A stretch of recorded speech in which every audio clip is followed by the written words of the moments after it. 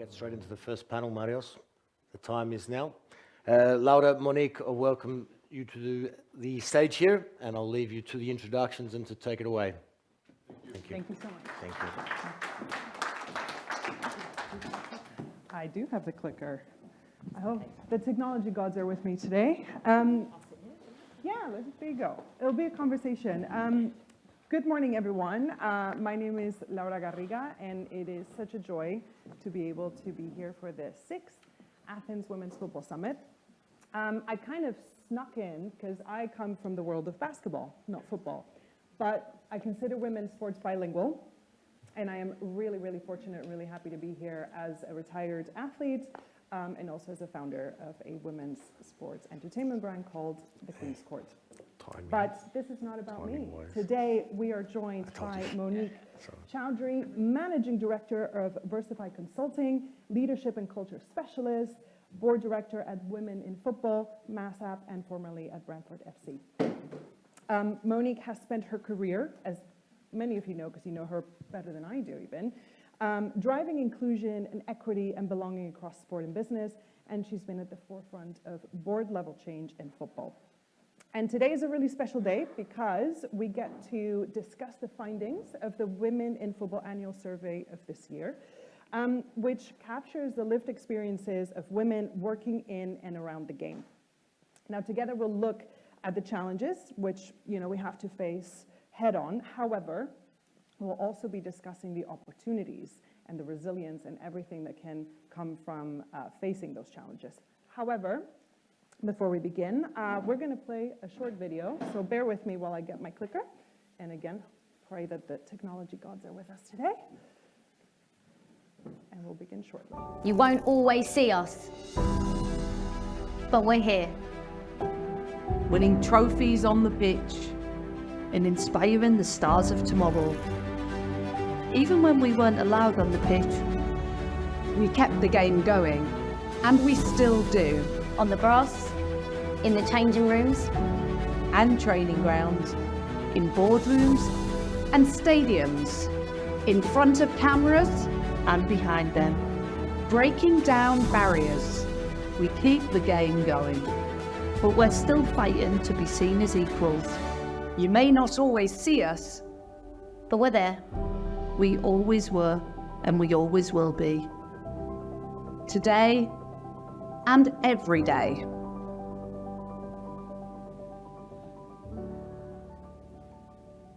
Amazing.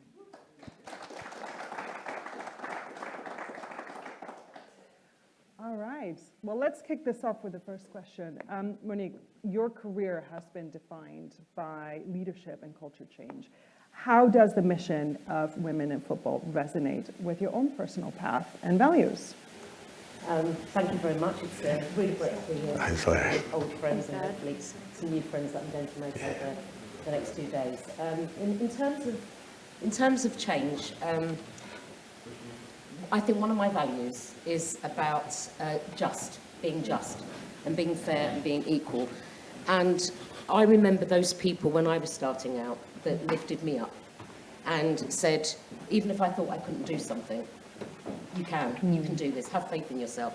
This was before we used phrases like imposter syndrome, yeah? And, we've been using it a lot over the last 5 years, and also before we used terms like being in a psychological safe environment or belonging. So from a very early age, I always wanted to create that moment for others so that they would be able to feel confident about themselves, feel like they had a place in the world, and feel like if all the barriers were taken away from the worries they had about themselves, they would be able to innovate and fly like birds. So for me, my job in life is to help people fly like birds. Wow. Which is to make sure that they have access to what they need, they have barriers removed, they're free from discrimination, they have equal access to the things that their male counterparts do, but not just their male counterparts, they just have equal access, full stop. So for me, that's what my journey is about. And so in all platforms that I work in, I'm trying to create that change. So that's really important for me and uppermost in what I do every day. People ask me, why do I still do this? And I do this because if one person says, I'm better now than I was a year ago, I'm a really happy person. Wow. I mean, that's an introduction and a half. Fly like birds, I think that is an incredible mission in life, to support women achieve that. And obviously your journey is incredibly inspiring, but we're here to also discuss some of the challenges that women are facing today, which this survey has uncovered. And one of the first stats that came out is that nearly 8 in 10 women in football experience discrimination of some sort. So from your perspective, what do these numbers tell us about the pace of change in the industry? So I want to start with a bit of optimism, because I think it's always important, rather than going straight into the nitty-gritty of the stuff that maybe isn't so good. I think the optimism is that people are now filling in surveys, whereas before they would be silent. So that's one thing. I think there are some enlightened allies and advocates out there who do loads. This is just testament to the enlightenment of the allies and advocates that exist in the world, but there are many more that need to be there. So what this tells us is that most people still don't understand, 20% of people still don't understand what needs to happen to uplift women and to make sure that they are in the right space. So on and off the pitch, right? People are feeling in their workplaces like they are discriminated, held back from making decisions, contributing to decision making. Their innovation, women's innovation, is outrageous. It's up there with the greatest things. Yet it takes ages, for women to be acknowledged. I mean, if you look at the Nobel Prize winners, how many of them are women? And yet women have done some amazing things in the world, and we don't give them that opportunity. And I think there's one word I always think of, which is innovation, which is how do you get the greatest minds there are of women and get them to produce something which is for the benefit of all. Yeah. And when you're looking at football, there's a very interesting thing, which is all the jobs that exist in the corporate world exist behind the scenes in football. What it takes to run a football club is the same thing it takes to run Glaxo, for instance, or Reckitt and Coleman, or any business that you've got out there, HSBC, JP Morgan, for instance. It's the same skills that are invested in it. So if women are in high places in those organisations, why can't we have them in high places running football? So we need to be much more intentional, and I think that's why people feel discriminated. They're not there at the table making the decisions they need to make in order to affect the change and to make our world more equitable and more equality-led.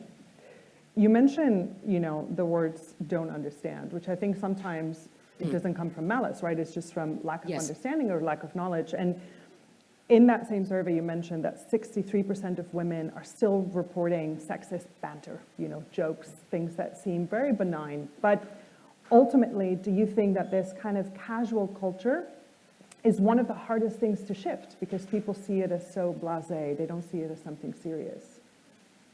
Yes, is the answer to that. But it starts in the home. It starts how parents bring up their children. So it's to do with stereotyping, cultural stereotyping. If I looked in the household that I lived in, my father was a typically sexist male. And for him, women were trophies. And that was a really, really interesting thing I grew up with. And so women didn't have a place. In fact, only till 5 years ago, despite what I would perceive my own success, he was still saying to me this question, what is it you actually do again?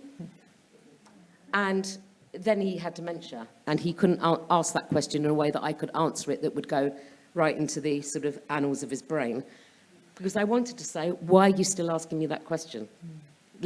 Look, listen, eyes up, understand what it is when I'm trying to do. And I'm sure that what I do has a lot to do with the way it was with me, so I just wanted to add that.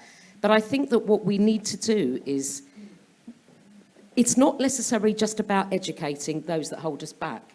It's raising awareness of what we have to face. So that is education in part, but it's more saying we're less likely to, we're more likely to feel, we are limited from these opportunities because if you have us in these opportunities, you're more likely to get X productivity, X innovation, X performance. We can do all of these things. So when you're doing the sexist banter and you're putting us down and saying we haven't got a place, or that it's casual and it's causal, what it does is it mitigates our effectiveness, mitigates our potency, you know, and our ability to really have an impact out in the world. So the minute someone uses sexist banter, they're saying you don't matter, that you're a plaything, you're a toy, you're a doll, you're something, but you're not somebody that counts and matters, because if they really thought that, they wouldn't use the sexist banter in the first place. That's very true. So it's cultural, Yeah. and it's embedded, and it might come from school, it might come from the home, it might come from the social culture that you live in. So I think education can't do this alone. We just have to speak until what happens is a movement happens, and when the movement happens, people will start to move with it. But I think some people you can't drag with you. And I don't think we should be putting our time into people that won't be moved. We need to be putting our time into people that will be. And that's where we get the best change. So in that case, organizations, clubs, you know, places where it doesn't necessarily, you know, birth these habits, the things that they can do is talk about it, be open, and kind of, you know, have that discussion Yes. to keep people informed. Yes. Very cool. I think a bit more of a serious stat, moving on from here, because obviously when it's banter, it feels playful, and some people might be able to brush it off. But in that survey, over 50% of women also mentioned that no action was taken, even though they've reported discrimination. How can football clubs and governing bodies, in this case, create genuine accountability when that does happen? I think there's a number of ways to really look at this, and it's pathways, and it's reporting. How do you report, and have you got a safe space to report? So a really brilliant stat that isn't on our survey is that 90% of governing bodies and organisations do not have a whistleblower. And a whistleblower is somebody that they can report to outside of their organisation, independently and objectively, about things that they're facing. So it's an echo chamber. If you report internally and you're reporting to somebody that's part of the more senior team or part of the system, you're reporting to somebody that's acting on behalf of the club. They're not necessarily acting on behalf of you. So when bad behaviour happens and bad agents happen, then what takes place is that people are only reporting to the people that are probably perpetuating the behaviour. So they look at it and they see their colleagues who've tried to report and haven't been successful in reporting, and they go, look what happened to them, nothing. Or look what happened to them, this, therefore I won't. Yeah. And it's a loop, and it keeps getting reinforced. You know, and it can come from women and the clothing they're wearing on the pitch. It can come from women having an idea in the business. It's coming from somebody putting them down in a meeting, or somebody else explaining what they said. And so what I think you're saying is X. And that person wants to say, no, actually, what I'm saying is what I just said. You don't have to repeat it for me or say it in another way.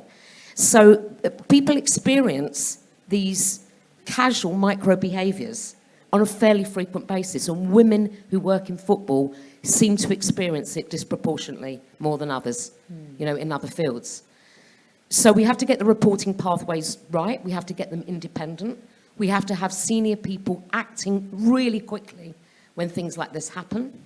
We have to speak to the empathy of that experience, if needs be counselling, you know, if needs be coaching, if needs be helping people to understand the impact they had by not allowing people to report successfully. Yeah. A lot needs to change, and I think sometimes it's a bit tick-boxy in organisations. And we go, toughen up, you'll be fine, don't worry about it. But unfortunately, our male counterparts don't have to experience the same thing that the women do.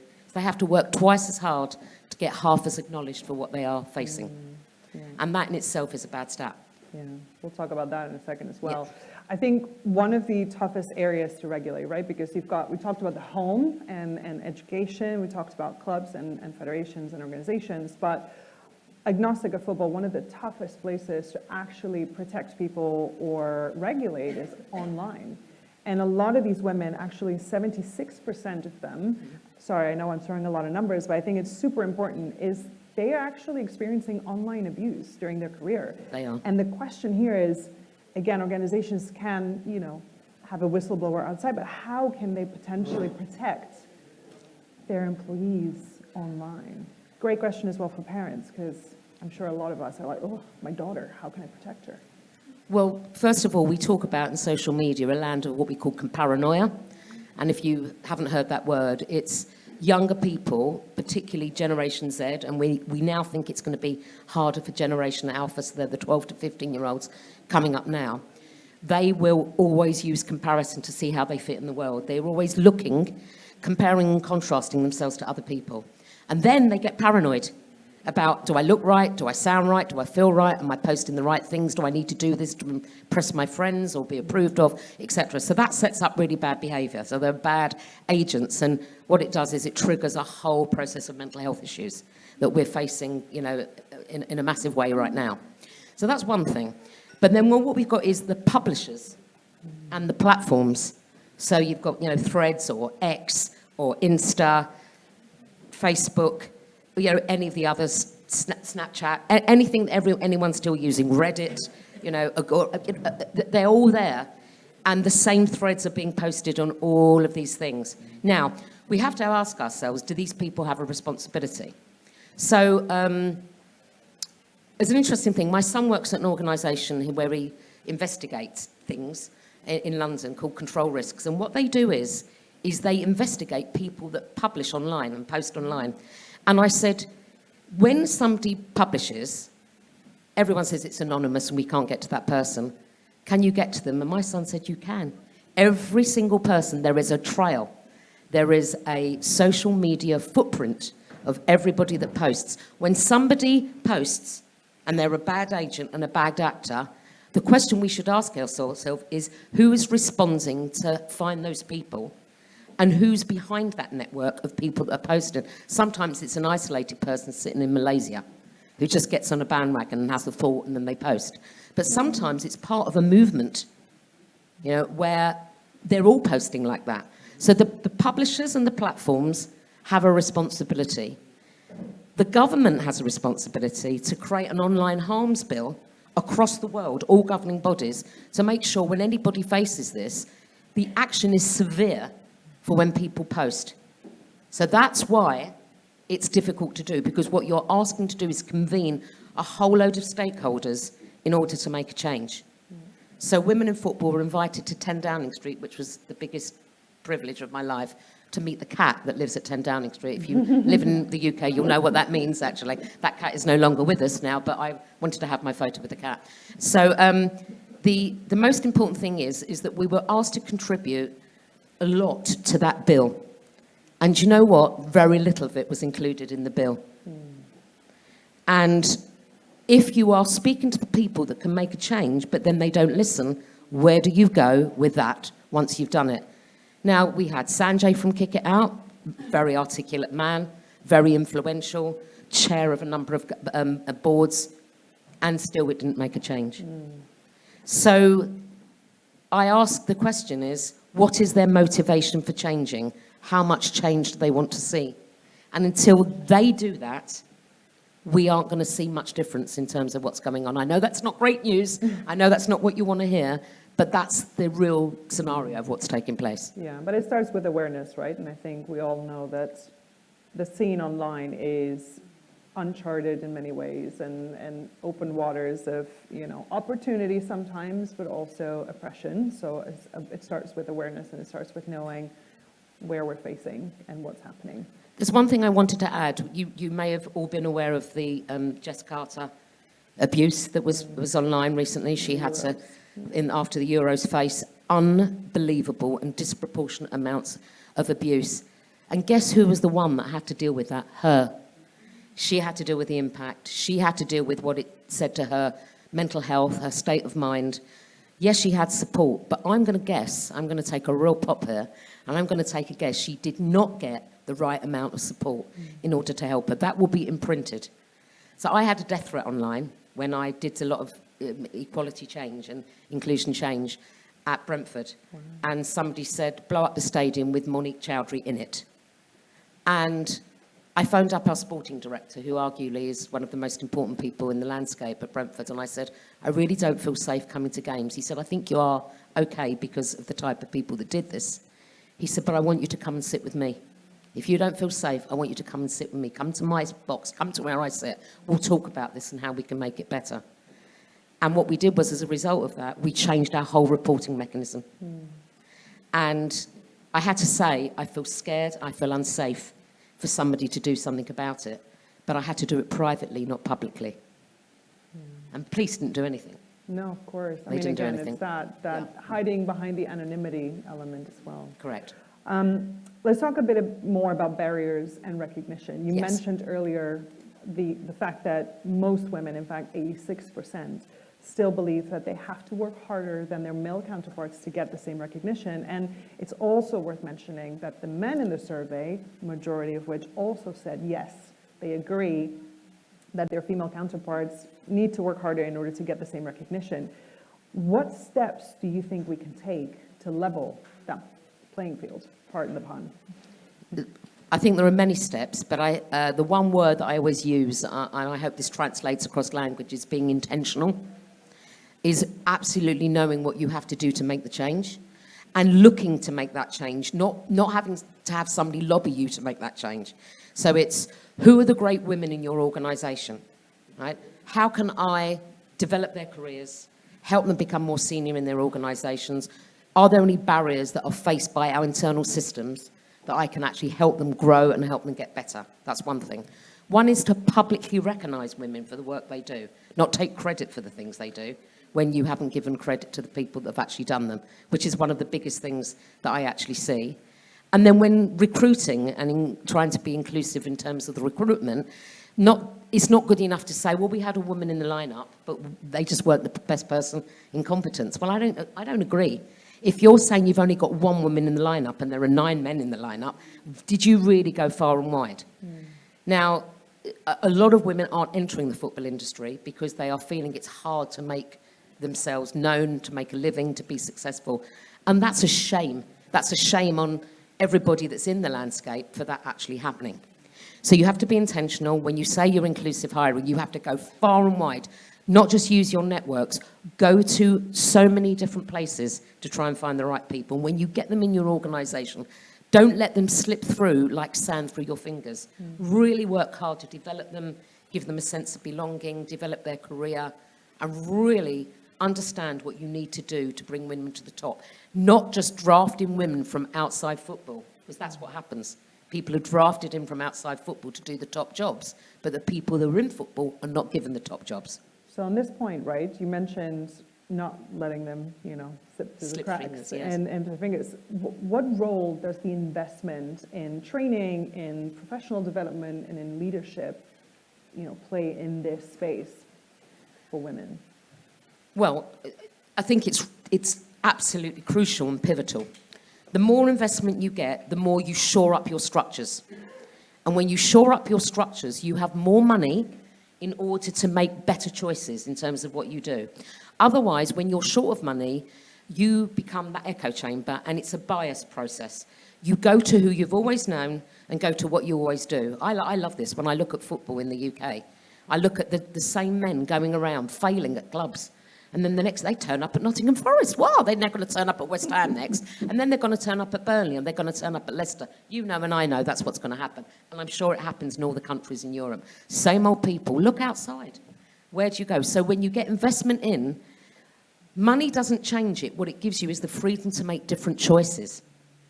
And investment gives you a different ability to make choices. It says, let me think about the people. Let me think where I can get the best people from. Let me think about how I can develop internally and bring them to the top. When you don't have that investment, you make shortcuts. And when you make shortcuts, you do what you've always done, and you'll get what you've always got, and therefore nothing changes. And that, to me, is the nutshell of why investment absolutely helps. It gives you freedom to make different choices and focus yourself in a different strategic direction. And the result being innovation, right, which is that key word that you mentioned. Innovation is where I'm going with this for all women, innovation. Yeah. The North Star.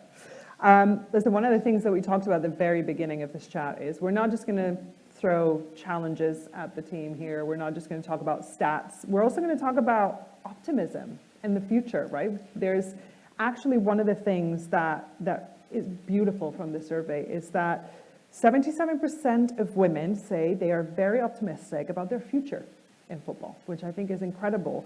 and that talks about resilience and everything that lies underneath that. But what gives you optimism personally, given your role?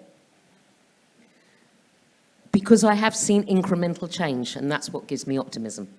And over the years, when I was the only woman on a normal board, and we brought another woman in, and now I see people are considering we aren't changing yet at the top levels as much as we could. There's still very few women sitting in senior positions, and with the way that the voting rights happen with some of our governing bodies, you know who I'm talking about. Women have to be voted for by men, and then they don't get the jobs, and then we wonder why. So Laura McAllister's a really good person to talk to about this. Lisa Klaveness from Norway. If you want to hear them talk, they can talk about all of those things. But I am optimistic that things are slowly changing. And there are some trailblazers out there, male trailblazers. Most of them are in the room. A lot of them are in the room. You've come here for a reason. And they are enlightened enough to put together the commercial packages, the structures, the investments, the deep thinking that actually changes the way we look. We will be successful when we're not having to talk like you and I are on this stage. But I'm optimistic that we are all speaking more positively than we did perhaps 2 years ago when I was on the same stage. So I think things have changed, and I think there are chairs that are much more enlightened. We had a House of Lords event last week where we delivered these survey results. 35% of people in the room were our male friends and allies and advocates. The CEO of Arsenal, the CEO of Oxford United, Premier League senior people, FA senior people, PGMOL. Oh my God, they were never in the room 2 years ago, and now they're there in the room, which means they're with us. And today and every day, they're going to help us get better. That's amazing. Last question. So, okay, 5 years from now, it's the 11th Athens Women's Football Summit. All right, Please let's God. count with that. My math is right. What do you hope will have changed most for women's football, whether it's culturally, structurally, commercially, all of the above? I'm going to say investment is the first one. But when I say investment, I don't mean, we talked about it this morning on the table. I don't mean, we were speaking to Sophie and other people about this. I don't just mean investment as a one-off donation. It's investment that's sustainable. If you stay involved with women's football, you need to stay the course and see it change. Don't look for short-term results. Look for long-term results. We're trying to turn a tanker in a very, very, very small space. But the World Cups that have been running, the Women's Football Cups that have been running, even in rugby, we talked at the weekend, second highest attendance ever at a match, right, for the rugby final, the Rugby World Cup final, for Women's World Cup rugby. Oh my God, that's stupendous. That would be happening. So I think investment is the first thing I'd say. That we have more women at senior places across football. In 5 years' time, we are looking at not just one chair, one board director. We have senior women across leadership teams running women's football, and not just men who have hived it off into a women's product as part of a men's football club. So that's the other thing, is independent women's football clubs working commercially and being really successful off of their own bat without needing men's football to shore it up. To me, if we get there, we would be successful. Amazing. Thanks, Monique. Before we wrap it up, we talked about conversation and we talked about how important it is to, talk about things. So I would love to open up the floor for questions for about 5 minutes. So is there anyone willing or curious to ask Monique anything? Oh, they've got one right there. When you do these surveys, do you have benchmarking in terms of the results to other industries? So it's women, especially on the cultural side, like not feeling comfortable or being harassed or even the small microaggressions in comments. So that's women that's working in football. How does that relate to women working in other industries, or do you not have those? That's a brilliant question. And the reason why we don't have that data is there aren't overall data surveys that are measuring those things. So one of the questions that was asked last week to me was about women in tech. There are many, many women, thankfully, in tech doing the innovation I'm talking about. Nobody asked them their opinion. So we need to be asking women their opinion in corporate spaces, in sports spaces, And I think we're pretty unusual that we do these workplace surveys. I'm not saying we're brilliant and fantastic and all those things, although I think we are brilliant and fantastic. But I do think that if you don't ask the question, you won't get what you need. And if you don't get what you need, how can you make informed change? So at the moment, I don't think there's any comparing and contrasting or benchmarks, and I wish there were, but I'm noting that, by the way, and thank you very much indeed, and I'll take that away with me as a thought for us for the future. So, thank you. Thank you. Any other questions? Oh, we've got one over here. And we've got a mic. Thank you so much.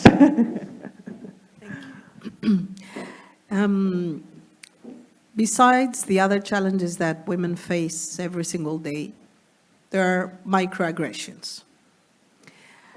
I would like to ask you what a man ally can do in his everyday life to be more supportive and stop those daily microaggressions towards women, off and on the pitch. Wow. How long have you got? So I'm on a WhatsApp group. I'm not going to say the name of it because I think there are people in this room that are on that WhatsApp group, and there is a very sexist and banter type of thread to it. So whenever we talk about anything to do with inclusion or equity or diversity, it goes really quiet. People say nothing. Nobody steps forward. Nobody says anything. What you can hear is it's like a tumbleweed moment of eye rolling. Okay, I just want to leave that with you, a tumbleweed moment of eye rolling. You'll probably know what basically they're all a load of people who've done podcasts and they all come together as a WhatsApp group, as a little unique sort of gang of individuals. And what it did was it got us thinking about how do we do this. Is it our job to educate people as male allies? Yeah, I think a little bit, but I would like male allies to be curious and ask me questions. How does it feel working around us? Where do you feel that you're not exposed to opportunity that you need? How can we support you? Is there something I'm doing in my behaviour that is causing you to feel this way? Is the impact of me helping you or hindering you in some way? Can I open doors for you? Can I clear the path of trees and wood, and when you get there, I'm holding your hand to help you get to the next stage? Yeah. So in life, if you are male and you have daughters, and you have female cousins, and you have nieces, and you have sisters, and you have mothers, how would you be with them?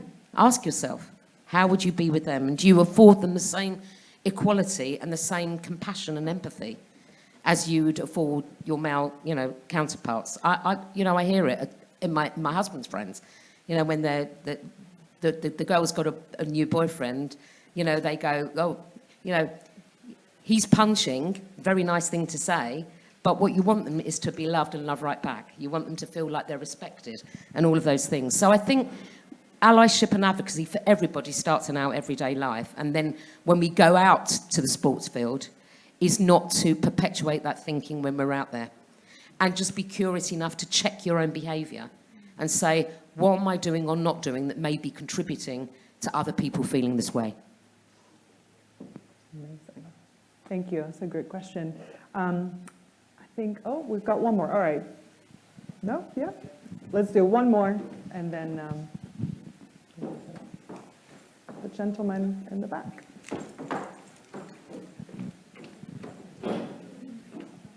We'll do two more. Okay. It's the end of negotiation. Yeah, sorry to delay the process. I don't want to sort of, if you want to rush on to something else. No, please. I just thought we should, thank you, Monique, for being here today. Lovely to hear from you and a person that's sort of been at the top of, well, shall we say, and the growth and development of a non-league team to sort of like making it an enterprise and a Premier League enterprise. So obviously I know a lot about you being from the UK, and all credit to you, and thank you for coming here and trying to be a catalyst for this. I just wanted to touch on what both of you said about the development and like a sustainable plan where you'd both think we could sort of be at from a women's football point of view in 5 years' time? And you both mentioned, I think Monique mentioned, a sustainable sort of flow of income and sponsorships and sort of investment, but a continuous one. If we sort of take US soccer and the NWSL as a benchmark, so we say, and I know Joe's obviously with us, that's sort of been in England for many, many years, and in terms of where English football is at on a women's level and the rest of Europe from a European standpoint, how far do you think, and what are the reasons do you think, you talked about clubs being self-sustainable over in the NWSL, and sort of why has it taken so long, do you think, for it to come, especially in the UK, obviously working in the UK myself, some of the things you mentioned about, men rolling their eyes of, clubs being managed from a men's club and then sort of filtering down into a women's club rather than being two equal sort of spearheads of the same club. Why is it taking so long, do you think? And I think a lot of European countries can sort of say that they're at that level. And what's the way forward? How do we get to NWSL standards? I know it's a multi-layered question, but... Well, first of all, I think the US does something brilliant. This is a brilliant question. There's so many threads. And I'll attempt to answer it in a succinct way and hopefully not too long. But why the NWSL is successful is a lot to do with the collegiate system. You're already developing people at the collegiate system and you're educating them at the same time. So that actually helps. So there's a value on women being educated, learning, and developing their sport practice at the same time. We do not have that here, I think, in Europe at the same degree, and that makes it slower to change because you're having to then connect grassroots through to academy, then through to elite, and often you don't get the people coming from academy through to the elite. The gap is, the pillar is narrow, the pathway is narrow, so one great person makes it through, but not many people make it through, so that's another thing. Also, with investment, people want a very quick return on their investment. A lot of people don't want long-term investment. They give long-term investment, but they get antsy, they get irritable, they get impatient with what it's doing. It's a long game, and you've got to change this. I look at Billie Jean King campaigning for equal prize money in tennis. She's done an amazing job. She's my hero, in terms of that. I look at how we campaign for better equality in golf. Women's golf. Now, interestingly, women's golf, they get paid well, but you don't see the same amount of people turning out to watch women's golf. You do men's golf, but women's golf is really exciting. And there are so many women playing it at the low levels as well. So it's creating a fan experience, an entertainment experience, a family experience. We talked, I think, with Laura and Georgia last night about how do you create a fan experience and an entertainment experience that makes people want to come to the game. Sponsors, when they look at TV screened football, do not want to see empty stadiums. And that doesn't help them. Plus, brands are very reductive. Is it about sanitary towels and tampons? Is it about prams? A lot of women I know that work in football are not necessarily going to have children. Yeah?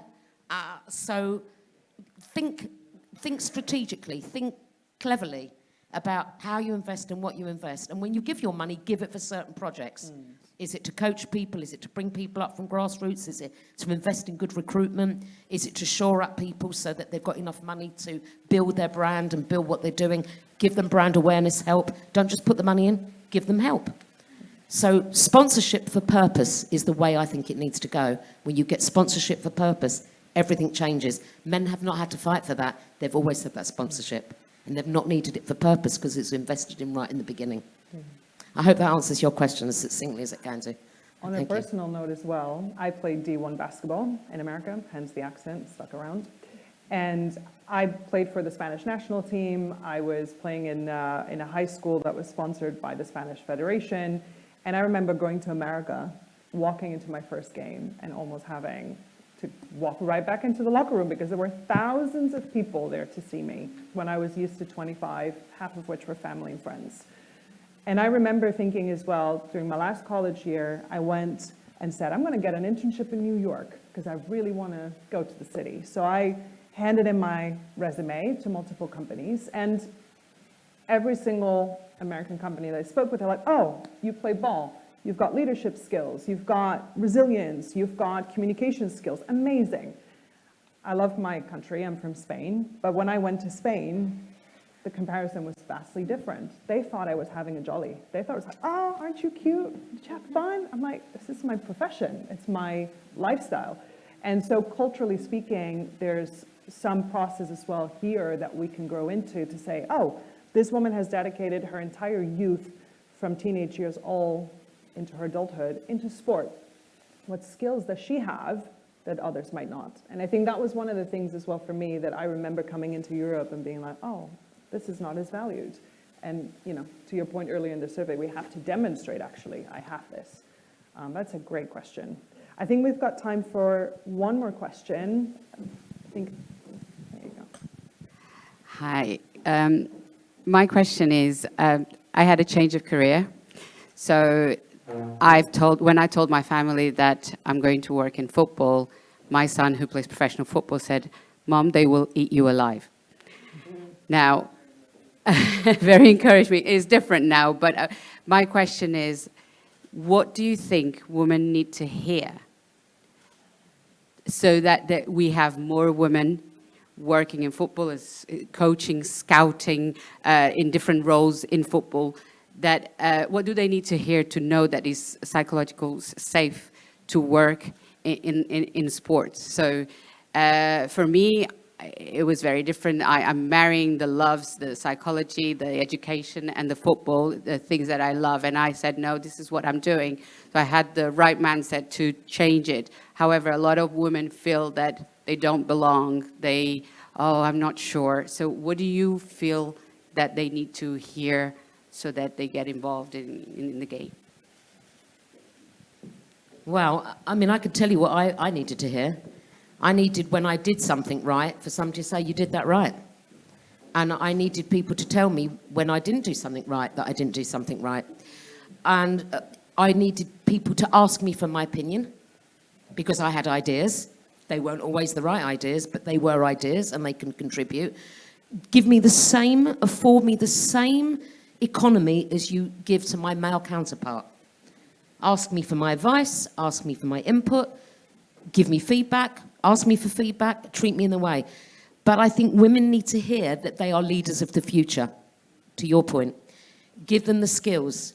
Women's football career, once it's over, they're going to go back to earning nothing because they didn't start earning that much in the first place. Okay, so we need to make them resilient, not for now, but for the future. So what they need to hear is that they've got something great to contribute. And every opportunity you get to tell them they shine, tell them, show them, and say it to everybody. And then don't leave them alone, redundant, impotent at the end of their career, because these people can give us so much with what they've learned about being in elite sport that they will contribute to a future of business on and off the pitch. So it's very vocal what you need to do, but it's, as my good friend Leon Mann says, right? It's deeds, not words. It's deeds, it's action, not just words. So it's not what you say, it's also what you follow it up with. But I hope that helps. That took us off a little bit, but I hope that helps. Amazing. Well, this is unfortunately all we have time for. I know we would be speaking for hours if we could. Monique, thank you so much for sharing the insights. And everyone, thank you as well for being part of the conversation. I think as a retired athlete and as a woman who is working in sport as we speak, it's testament to moments like this where we can talk about these challenges, but also where we can celebrate the optimism and the opportunity that is behind all of this. And it takes people like you who work in the industry, who are leading it, to your last point, not just talk about it, but also now show up and action it. So again, thank you everyone for your time, and yeah, let's continue with our day. Brilliant.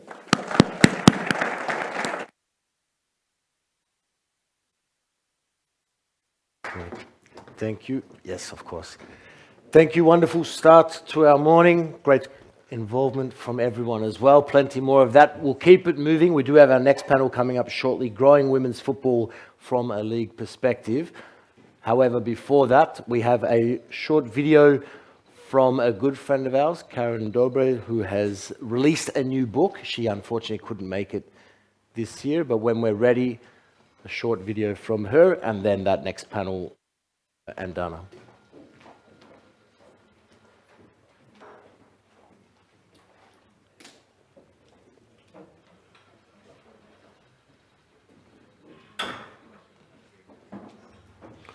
Yasu, everyone. I'm so sorry that a date clash is keeping me away from the Athens Women's Football Summit this year, but thanks to Marios for inviting me to send a brief message to all my friends there. As some of you know, my book, Pitch Invasion, came out this summer. It's an open and honest account of what it feels like to be a female director on a male-dominated football club board, and to achieve gender equality in football by resourcing female players equally to men at Lewis FC. And it mentions my experience at Athens Women's Football Summit too. It speaks to many of the themes of this year's summit: how to empower and welcome women into football, what real allyship does and doesn't look like, the challenges of running a football club, and what happens when we work together to effect radical change. Which is why I admire the Athens Women's Football Summit so much. The work you do, using Greek hospitality and kindness to bring people together and grow the women's game, and demonstrating an inclusive and human-centered way of doing things, challenges stuffy, outdated, outmoded codes of behaviour. I wish you all an energising and joyful summit and successful 2 days, and I can't wait to be back with you in the future on the beautiful Athens Riviera. Thanks, and have a wonderful time. Talemi Sidoma. Thank you, Karen. We look forward to seeing her very, very shortly as well. Next year will come around very quickly. All right, let's move on. Growing women's football from a league perspective. Andrea and Dana, when you are ready, the floor is yours.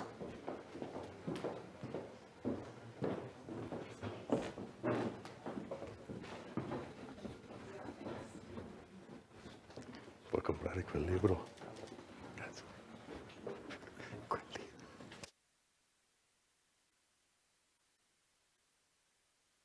Thank you for that opening session. I think it was a perfect way to open up the day with a lot of interesting thoughts. And as we continue, I think we're going to touch upon a few of these things. So hello, everyone. My name is Dana Dar. I work as an independent consultant working with sports organizations on how to bring tech and innovation into what it is they're doing.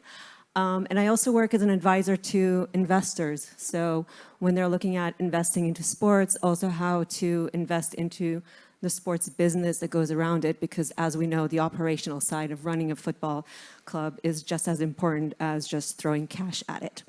But for today, I'm going to just be moderating and talking with Andrea Koenig here, who has a history of many wonderful things that she's done and is still doing. So Andrea, I'm going to let you introduce yourself and go over your highlight reel.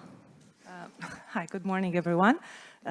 So my name is Andrea Koenig. I have two hats. I'm the vice president of the French Professional Women's Football League, and as well, I'm the president of a women's club in north of France called Lens.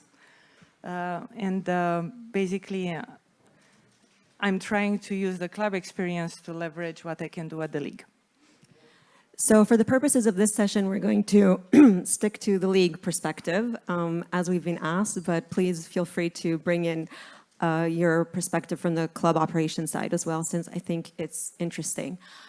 I'm going to also start with kind of your personal journey. So when you first joined the league, what was your vision in terms of what you were wanting to achieve within this role? And then the follow-up on that is, since joining, how has that changed, or how has that stayed the course? So I have been a lateral hire. As Monique would say, I don't come from the world of football. I have been a banker for 25 years. But I'm crazy about football ever since I was a kid. I grew up in Romania under the communist regime, where the only thing we could watch on TV other than communist propaganda was sport and a lot of football. And basically, also part of that journey was I grew up in a society that was extremely equal. And like Monique, I feel for me the equality is also something that drives me and I fight for. So I found myself in women's football also because now it became also part of my mission is to give girls the same access and the same condition as the boys. So that's what pushed me into women's football after entering the football world on a lateral door. I've been on the board of this club Lens for now 7 years. And when I joined the league, it was when Jean-Michel Aulas called me to offer me this position, it's like in the movie The Godfather, they make you an offer you cannot refuse. So I couldn't refuse that. And I joined because I always think it's interesting to have people who don't come from the world of football because I question a lot of things. I'm like, why do we do this? And the answer very often is because we always did. So how about we do it differently? So my idea was to bring a different vision to it. And now, 1 year later, I'm 1,000% on board, and I also see the challenges. So the reason I also have this other hat at the club is because what makes a league are the clubs, and I can see also what are the obstacles that we get at club level. And I try to develop the sport at the league, but knowing what all the components of the league face on a day-to-day basis at club level. And lastly, as I was saying earlier, unfortunately, there are some leaders in clubs who don't believe in women football. And I hear them every day, and sometimes I say, if I had €1 for every time I hear there is no economic model in women's football, I wouldn't need sponsoring budget because I would have lots of money. So I want to prove them wrong. So this is what motivates me. I want to prove them wrong. I want to prove them there is an economic model and we can grow, and there is a fandom for women's football, and we can fill the stadiums and we can be sustainable, even if men's football is not sustainable, but we are asked to be. So yeah, we will do it because we can do anything. So that's what drives me. Sorry, it's a very long answer. No, it's great. And I love what you said in terms of, coming in from a different industry, because I think it's very much needed. Going back to Monique's point of the same people going around in musical chairs is not helping anyone. And this diversity in thought that we need at the leadership also means bringing in people from other industries who manage things a little differently. And we can all learn a lot from that side as well. So if you're looking at it from a league perspective, do you think that was the most surprising or challenging to you, is that understanding that there are some owners of women's team who don't believe in the game? Yeah, it was. I was surprised to hear them saying it so openly because I know a lot of people believe it, but they are not vocal about it. And no, the most challenging is, first of all, we started a bit later, so there was a question why, England compared to the US. Well, compare France. We are where probably England was in 2018, so we are only 1 year old as a professional league. The English league was formed in 2017, and until 2 years ago, they lived until last year, they lived under the FA umbrella. We cannot even legally separate from the French Football Federation. It's impossible. Not that we want to at the moment, because we completely rely on the funding. But we are a bit later in developing the league. And I think one of the reasons is also because we need a critical mass of people to drive things forward. And what we are now blessed in France to have is a change in ownership in many clubs.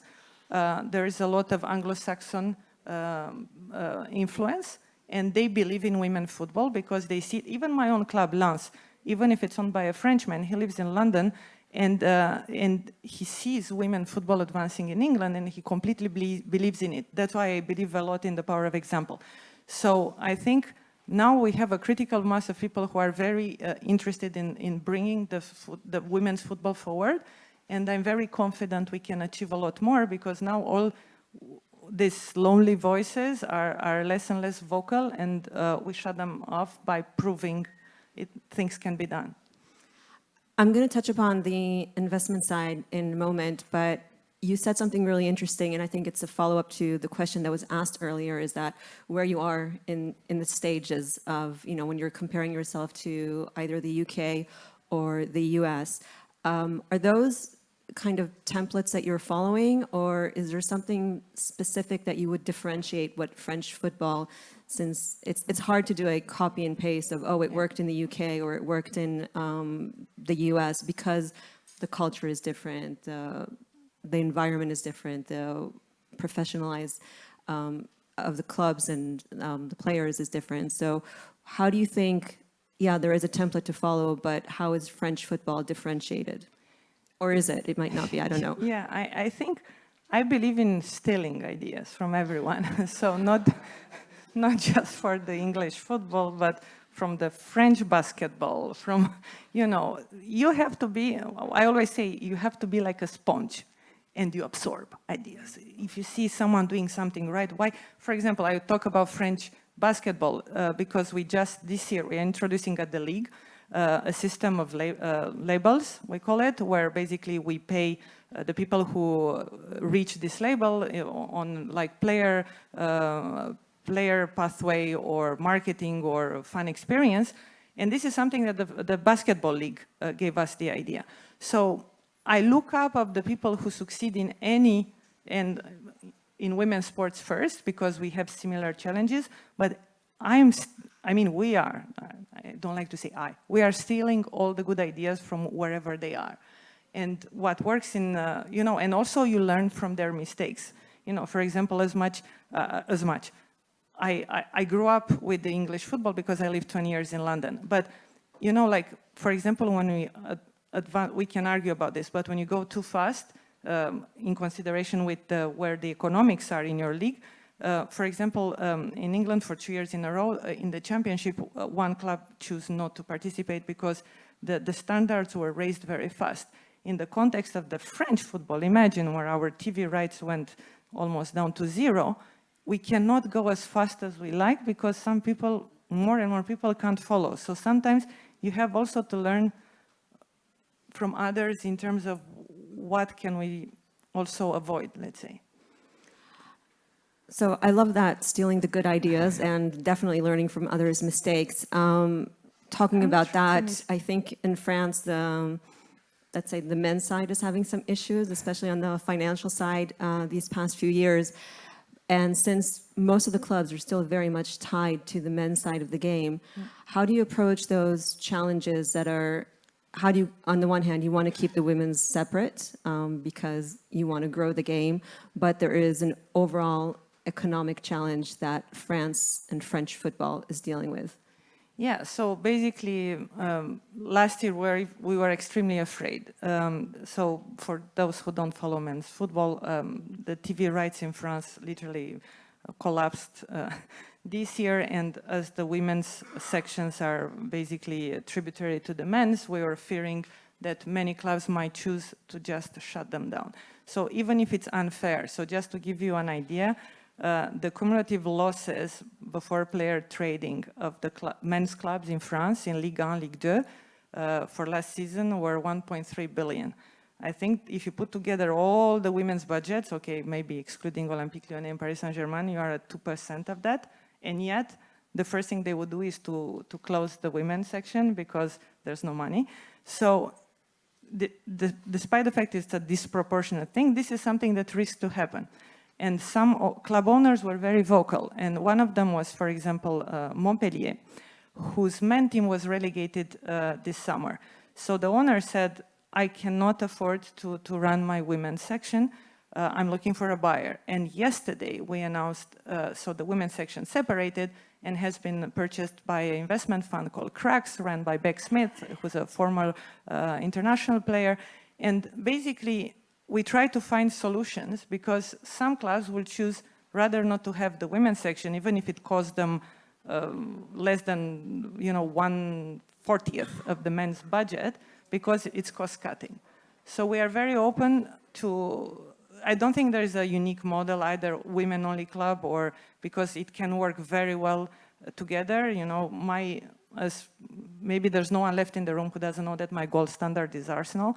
So Arsenal will never, I think, split the two, because it can work very well as a mixed club, but it can work very well as, you know, OL Lyon showed us, or London City Lionesses as a women-only club. And now we'll have two in France in the first division with Montpellier. And there will be a couple more coming too.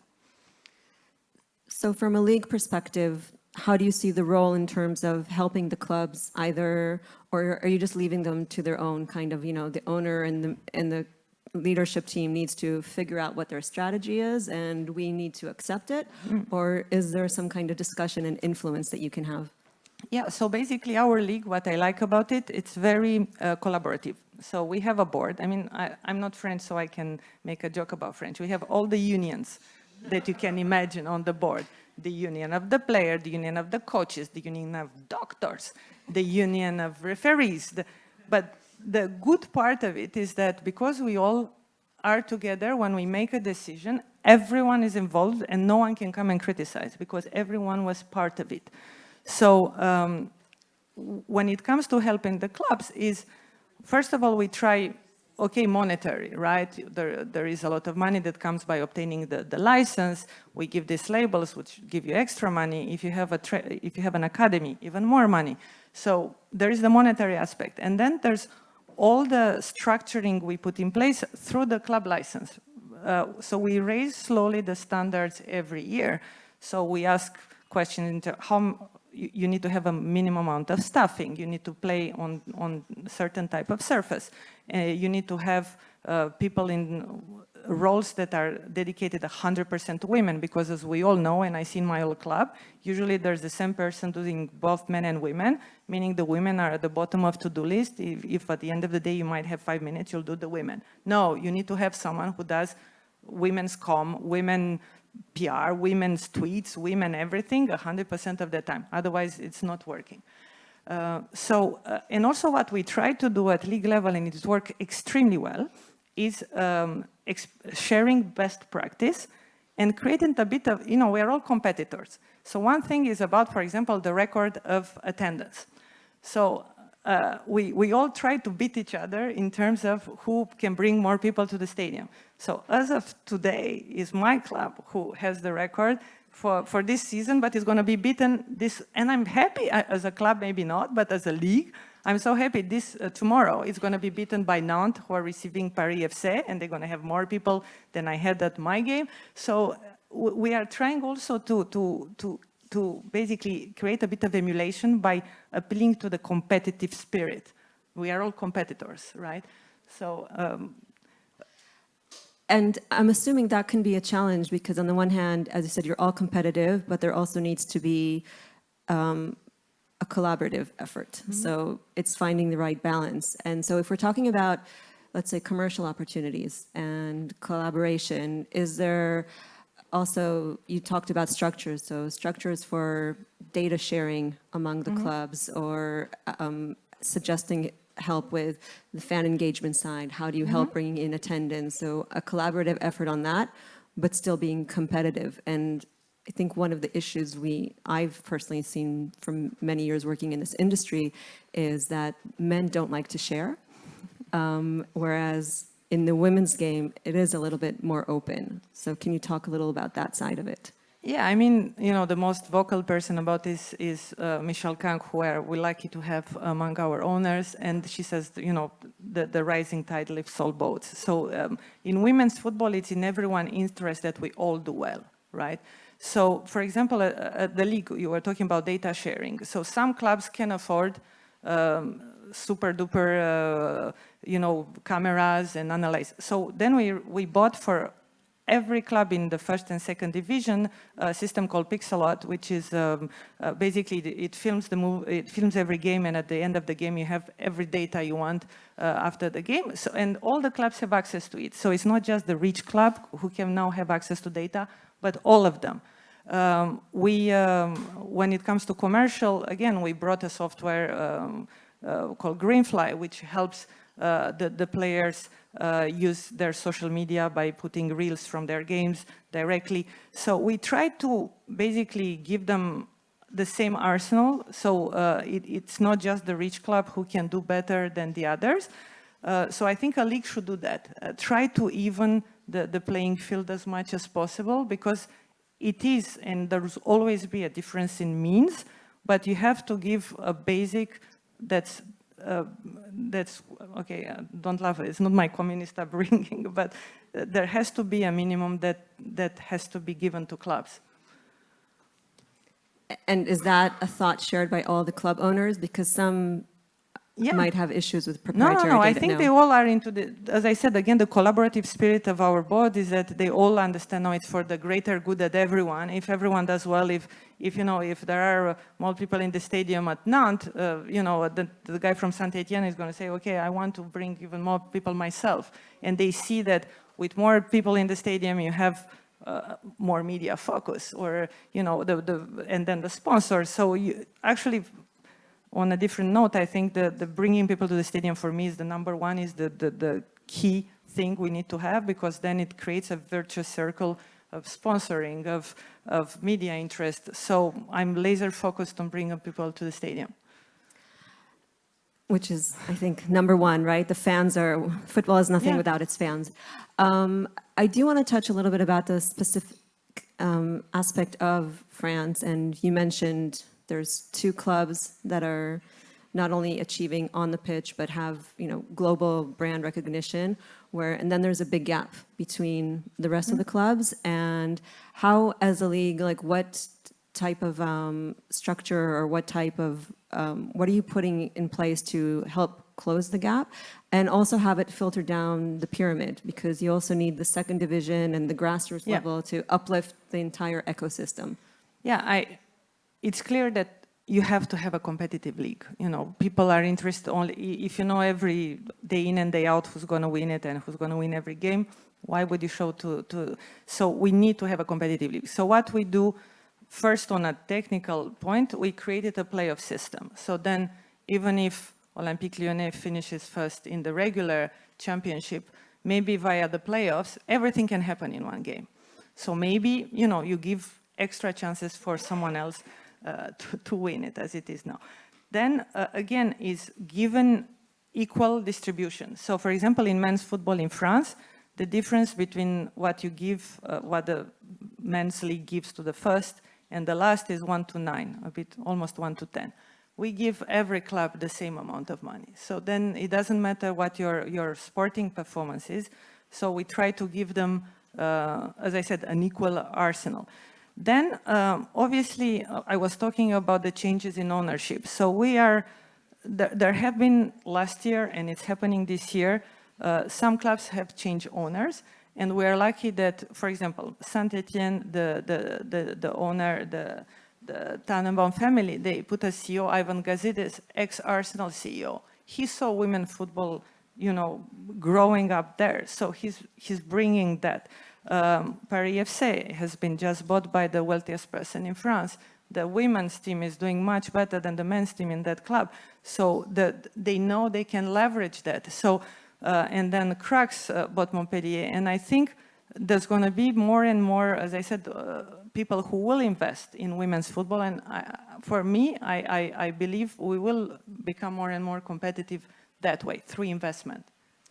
And I think it's a trend now, right, of investment coming in, which is great for the game and things that we need. But there's also been a few cases in the past couple of years where it's not the right investors that are coming in.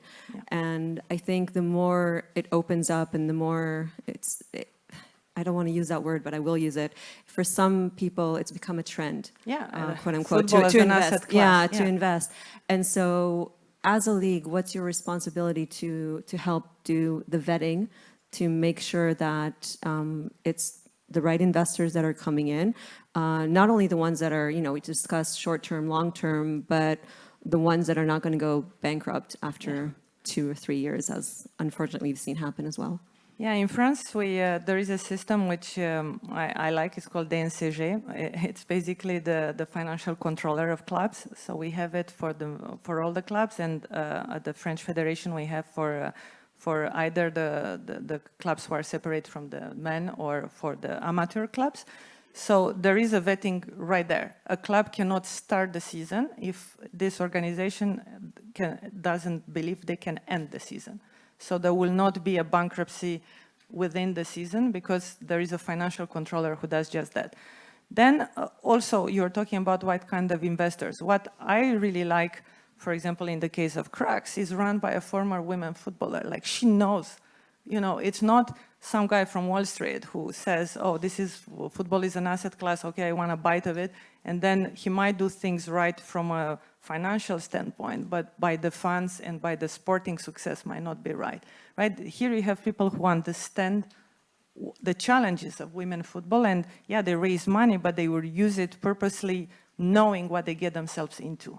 So I think of as a league, obviously, you cannot, you can only encourage that kind of investment of people who come with knowledge of the ecosystem already, and obviously the club owner, onus is on them as well to know what they are doing. But people, for example, in the case of Montpellier, it was as far as I can tell, it's an economic decision. It's not something that they wanted to do it because they don't believe it. Actually, Montpellier is the first club who actually gave a professional contract to a women footballer. So I'm also sure that they want their baby to be in good hands, right? So that's I wish that will be the case, that we only have the right type and smart investment coming in and saying both for financial success and also for the success of women's football. So we do have 5 minutes left, so I will open it up for any questions from anyone.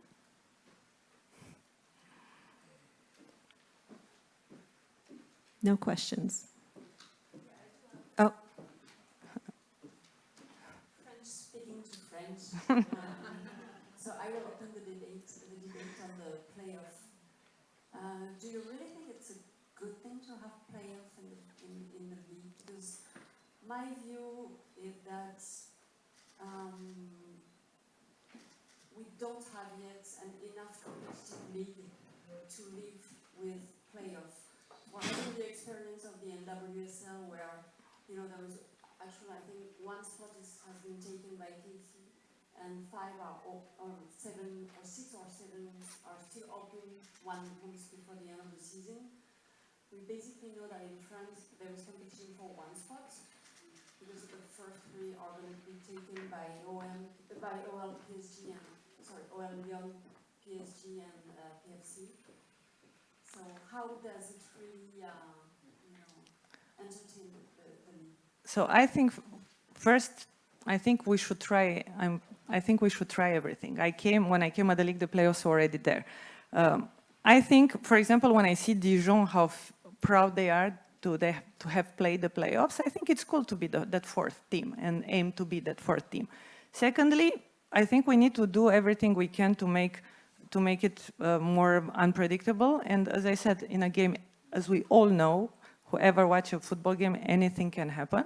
And third, if it doesn't work, if 2 years down the line we think it's not the right thing, I think we are flexible enough to undo it. But as an anecdote, now is the men league who are looking to do playoffs, because Paris Saint-Germain is winning the league year in and year out, and they are considering doing playoffs. So it might be, we try and see, Yeah, we understand some clubs are pushing in the men's league. That's not really ready to happen, I think. Okay, then. Any more questions? Yes. Good morning. I was really interested when you spoke about creating a separate institution for the women's team. In the case of our club, which is Lega, we created. And I just want to get your overview if this should be the trend, if this imposes more challenge, because then you're kind of independent club at the same time, or if that's really the right path to go. It's still meaning that you still are the same club, but you have only this company that runs separately the women's football. I personally don't think there's a right or wrong. I see all the good stuff by having it separately because, as I said, you have people who do it 100%. There's no secret. When someone does it 100%, you will get results. On the other hand, I see the challenges because I was looking what the Montpellier did or what the experience of OL Lyon, infrastructure, massive challenge. Because you'll have to do tons of agreements with the city, with the men's club for sharing the stadium. And even if you have the money, you might not find the land to build a new stadium. So the hardest part for me when you separate is the infrastructural bit because you don't almost realize how much you mutualize in a shared club. And then you have to have your own HR, your own legal. So the starting costs are higher. And then the big issue is where do they train, where do they play? And but if you can fix that, obviously you'll have a team that only does this all their time. So you'll have faster results, unless obviously you are in a gold standard club where they give appropriate resources to the women's as well. Yeah, one more last question over there. I think you can hand her the microphone.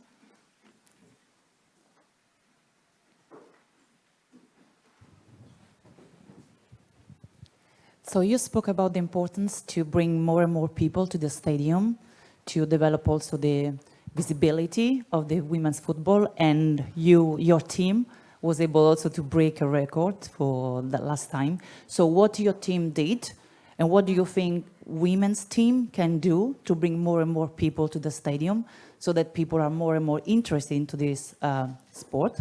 And of course, it can also improve and increase the visibility and also the sponsorship of the teams. That's a very good question.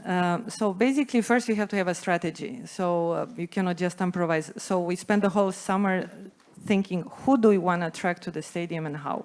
So in my club, we decided to attract a younger fan base, so specifically the children. So our ticketing policies for under 16 is free.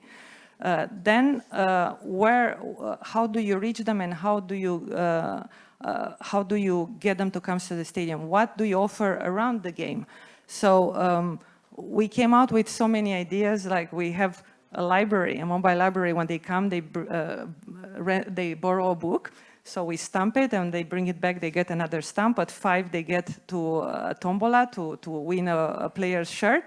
It means they come to 5 games. Usually if they are 10 years old, they don't come alone. So I have 2 tickets sold. And then they are very proud to have a library card with the stamp of the club on it. They really, really love that. Then you have, lots of other things, face painting, and you don't need to have a lot of money. Like PSG did a workshop for our clubs on what do they do around the game. And the biggest the biggest line was for the free thing, which was the injured players giving autographs before the game. It cost nothing. And the people are crazy about it because they love to have this is something you cannot have in men's game, to have your picture and an autograph with a professional player. You barely can touch them from 20 meters away. The girls, they come, they take picture, and this is something that you do for free. So you don't need to have, a lot of money. So, and then we work a lot with the amateur leagues. So in France, the country is split in 13 regions. So in our region, we send invitations to all the girls playing football in the whole north of France. And we have about 1,000, so at the last game, we had more than 1,000 kids, girls, who came invited by that.